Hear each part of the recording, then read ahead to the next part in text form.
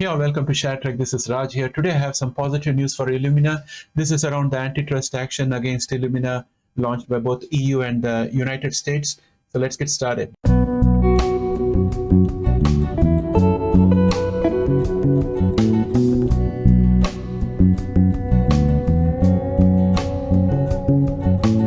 Welcome back, friends. Illumina's $8 billion acquisition of cancer testing company Grail didn't violate antitrust law. That was the conclusion reached by a judge. This was the conclusion reached by Judge Michael Chappell, who presided over the case in the United States. The Federal Trade Commission had filed a lawsuit threatening to unwind Illumina's acquisition of Grail, a blood testing company that screens for cancers at early stage. The FTC argument was that Grail competitors rely on Illumina's DNA sequencers that dominate the market. On its parts, Illumina argued that Grail rivals can turn to DNA sequencing platform from BGI Group. It's ironic that Grail was spun off by Illumina in 2016 as a standalone company, but now due to change strategy, they want to bring it back into its fold, but that acquisition has run into antitrust issues. At least on the United States side, we have all clear right now. The struggle is not yet over for Illumina, as antitrust action is still ongoing in the European Union on this very issue. The general consensus is that the European Union regulators will likely block Illumina's $8 billion purchase of Grail. The European Commission is concerned that concessions offered by the company are not enough to alleviate antitrust concerns about the deal. Illumina had offered competitors royalty-free licenses for some of its patents and pledged not to pursue lawsuits in Europe against Chinese genomic rival BGI.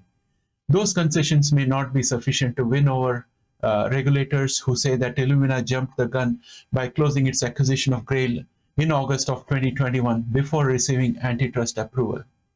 The European Commission is scheduled to make a decision on September 12th. If EU regulators conclude that the company violated their obligations with the deal, the companies could face a fine of up to 10% of their global revenue, and Illumina could potentially be forced to sell Grail. Illumina's management has said it plans to appeal decisions that go against the company's favor, potentially starting a lengthy process that could last until 2025 with no guarantee of a positive outcome. So as a result of this, I think at this point of time, the way I look at it is that the fact that Illumina has prevailed in this case against the FTC in the United States should be a big positive for it when the EU regulators are looking at deciding on this case. However, if the EU regulators are to go against Illumina, then we'll be plunged into a period of time where there'll be a huge contingent liability on the balance sheet of Illumina, which will be up to 10% of its revenues, as mentioned, in case it was not to prevail at the end of 2025. So let's hope for the best, and let's hope that the EU has a favorable outcome for Illumina. And that could be a positive catalyst for further growth in the share price. I wanted to get a little bit more information on BGI, so dug a little bit deeper and came across a Reuters report. Reuters reports that BGI's prenatal test, one of the most popular in the world, is a source of genetic data for the company, which has worked with Chinese military to improve population quality and on genetic research to combat hearing loss and altitude sickness in soldiers. BGI says it stores and reanalyzes leftover blood samples and genetic data from prenatal tests sold in at least 52 countries to detect abnormalities such as Down syndrome in the fetus. The test, branded NIFTY for non-invasive fetal trisomy, also captures genetic information about the mother as well as personal details such as her country, height and weight, but not her name. So far, more than 8 million women have taken BGI's prenatal test globally. BGI has not said how many of the women took the tests abroad and said it only stores location data on women in mainland China. DNA collected from prenatal tests on women outside China has also been stored in China's government-funded gene database. Reuters says it found no evidence BGI violated potential privacy agreements between patients or regulations. However, the privacy policy on NIFTY's test website says data collected can be shared when it is directly relevant to national security or national defense security in China. The women who signed consent forms stating that their genetic data would be stored and used for research said that they did not realize that genetic information could end up in China. For example, one of them is a 32-year-old office administrator in Poland. She signed a BGI form agreeing to have her sample sent to Hong Kong and her genetic data retained, but the form did not say where it would be held or make clear that BGI's headquarters and research base are in Shenzhen.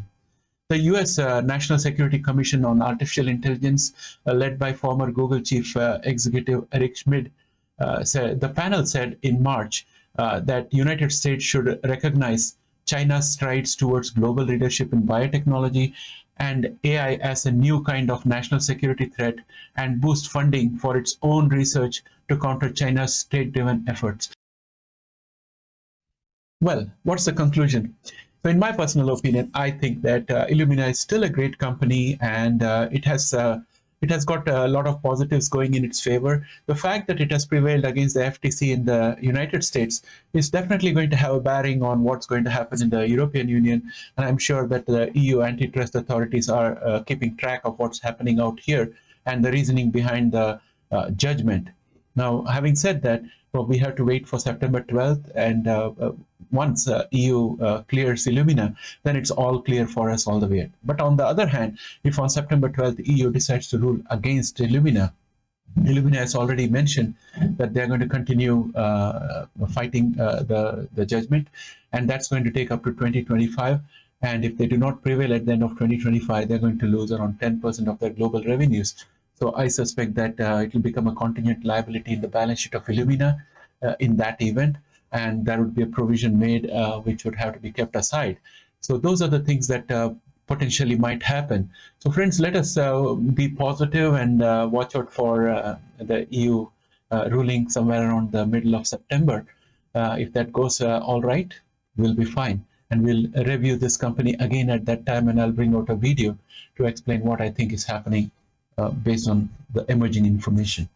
With that said, my friends, I would like to remind you that I'm going to host a live stream to cover Artemis launch on Saturday. And if you are around, you're welcome to join. It'll be a lot of fun. It'll be a welcome distraction from all our preoccupation with genomics and the stock market. And we can just have some fun. Friends, if you like this video, please do not hesitate to press a like out there. It helps the channel. And if you're not yet subscribed, please subscribe and help us grow this channel. Thanks and have a great day. Bye for now, and enjoy your weekend.